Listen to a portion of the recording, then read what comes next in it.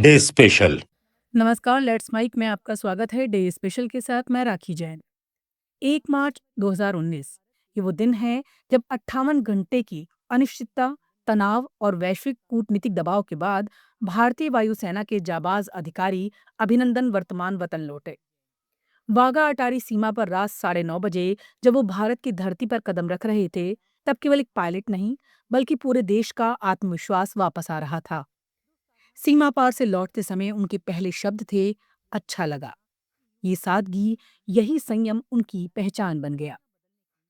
कहानी की पृष्ठभूमि 14 फरवरी 2019 से शुरू होती है।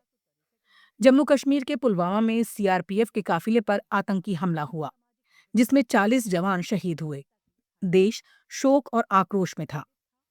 इसके जवाब में 26 फरवरी की रात भारतीय वायुसेना ने नियंत्रण रेखा पार कर पाकिस्तान के बालाकोट क्षेत्र में आतंकी ढांचे पर एयर स्ट्राइक की।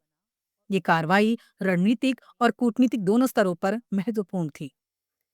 अगली सुबह 27 फरवरी को पाकिस्तान ने जवाबी कार्रवाई की कोशिश की। उसके लड़ाकू विमानों ने भारतीय हवाई क्षेत्र के पास गतिविधि बढ़ाई।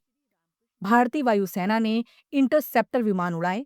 इन्हीं में से एक MiG-21 बिसन को उड़ा रहे थे विंग कमांडर अभिनंदन। आमतौर पर मिग-21 को एक पुराना 1960 के दशक का प्लेटफॉर्म माना गया है।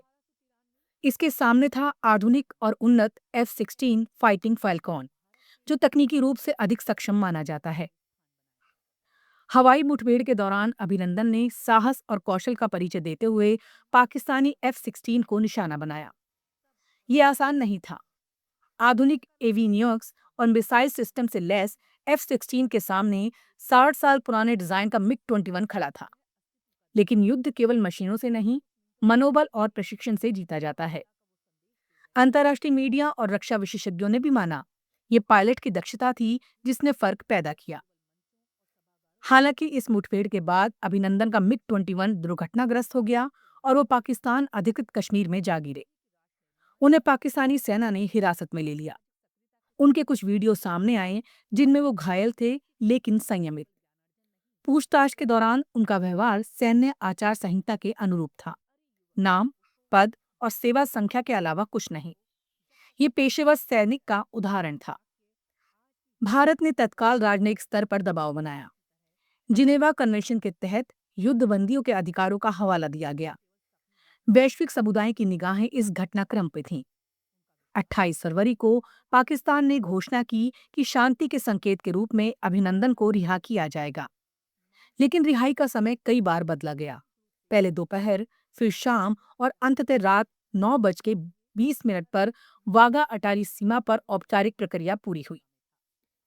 1 मार्च की रात जब वो भारत पहुंचे तो सीमा पर भावनाओं का सैलाब था।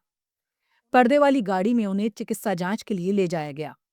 उनकी वापसी केवल सैन्य सफलता का प्रतीक नहीं थी, ये कूटनीतिक दृढ़ता और अंतर्राष्ट्रीय कानून के प्रति प्रतिबद्धता का परिणाम भी थी। देश भर में लोग टीवी स्क्रीन के सामने थे और एक साथ राहत की सांस ली गई। इस प्रकरण ने कई स्तरों पर संदेश दिए। पहला, भारत अपनी सुरक्षा के लिए निर्णायक कदम उठाने में सक्षम है। दूसरा, तनाव के बीच भी पेशेवर संयम बनाए रखना सैनिक की सबसे बड़ी ताकत है।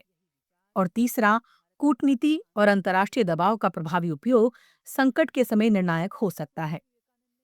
मिग-21 बनाम F-16 की बहस ने भी ध्यान खींचा। रक्षा विशेषज्ञों ने कहा, तकनीक महत्वपूर्ण है, लेकिन पायलट की ट्रेनिंग और निर्णय क्षमता उससे भी अधिक। रूस की मीडिया ने टिप्पणी की, ये कहना सही नहीं होगा कि मिग-21 ने F-16 को मार गिराया।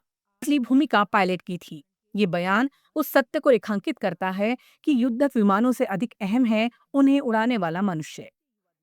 1 मार्च की ये वापसी भारतीय समाज के लिए भी एक भावनात्मक क्षण था। पुलवामा से लेकर बालाकोट और फिर हवाई मुठभेड़, इन सब के बीच देश ने तनाव, शोक और गर्व तीनों का अनुभव किया। अभिनंदन की शांत मुद्रा, उनकी सादगी और पेशेवर आचरण ने उन्हें राष्ट्रीय प्रतीक बना दिया। इतिहास में कुछ तारीखें केवल घटनाएं नहीं, प्रतीक बन जाती हैं। 1 मार्च 2019 ऐसा ही एक प्रतीक है, साहस का, संयम का और स्वाभिमान का। डे स्पेशल में फिलहाल इतना ही। देखते रहिए, सुनते रहिए, लेट्स माइक। नमस्कार। आप सुन रहे थे